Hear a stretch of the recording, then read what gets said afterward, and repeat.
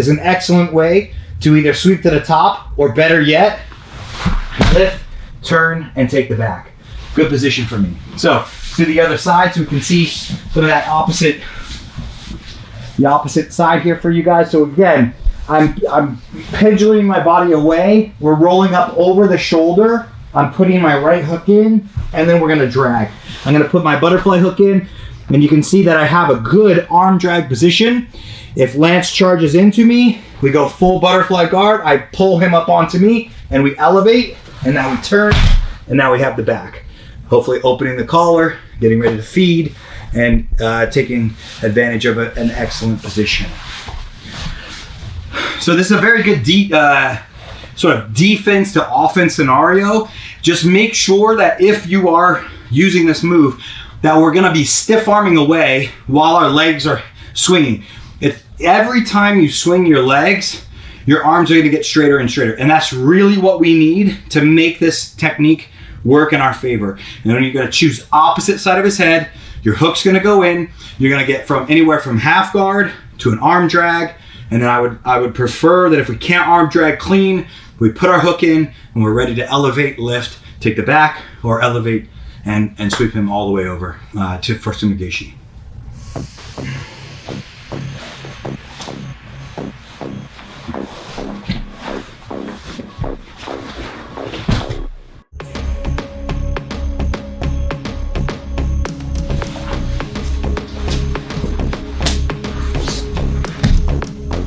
Okay, so now let's look at how to defend this technique. And I'm gonna show you where Lance could literally take my back. I'm sure you've seen it, it's quite common. And then let me explain first of all, because our intuition usually serves us incorrectly here.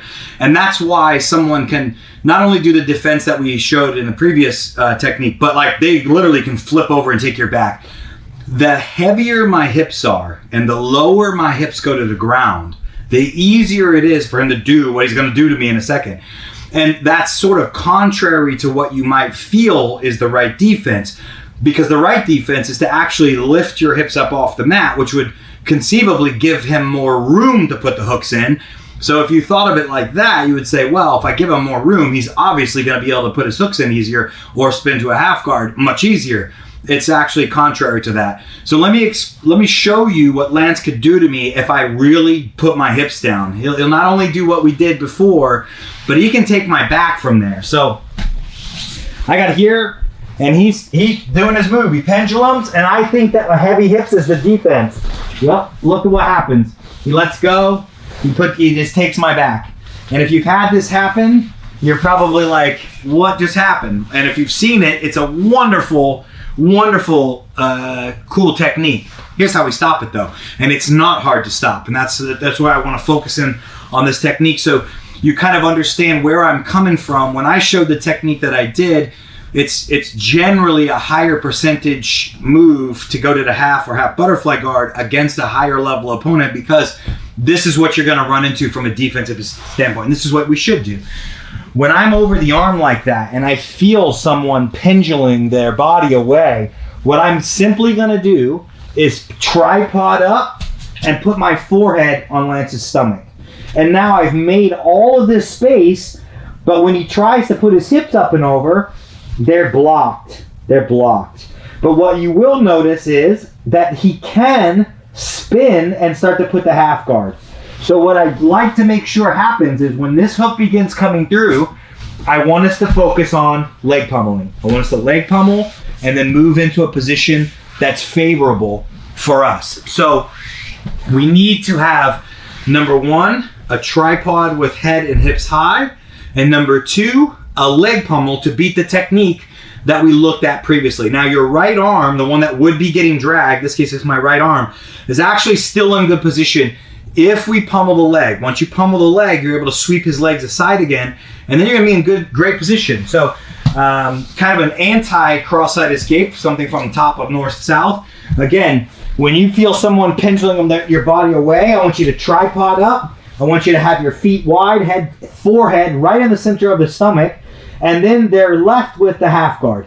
So when he spins into the half guard, I want you guys to think about Remember, knee pummeling, we point our knee to the floor, I pummel my leg over, and then I'm gonna sit through and begin facing his legs into an excellent cross-side position. You can see clearly that if we move this way, that Lance's arms are completely isolated. They're in a really bad setting in this position. I mean, they were bad anyway, but then when you can really see how much worse it is once we get out of that. And I just really want us to make sure that we understand not only how to stop it, but then understand where I'm coming from of half guard and half butterfly guard are gonna be your higher percentage, but then you're gonna really understand, like, we need to focus on light as a feather. We really need to focus in on light as a feather, so that north-south, or our frame, so that north-south really happens less and less to you and less to you, and so that you're not stuck with techniques that you have to flip over their legs and then you're killing them with this particular defense. So once again, let's just take a look. It's very simple defense, but I need you to have that leg pummeling. In this case, I'll do the leg pummeling at speed so you can see the timing of it. So he's pendulum away. I'm just gonna tripod up. He hits that move. I'm gonna pummel my leg, and then we're gonna make sure that we land cross-side in that position.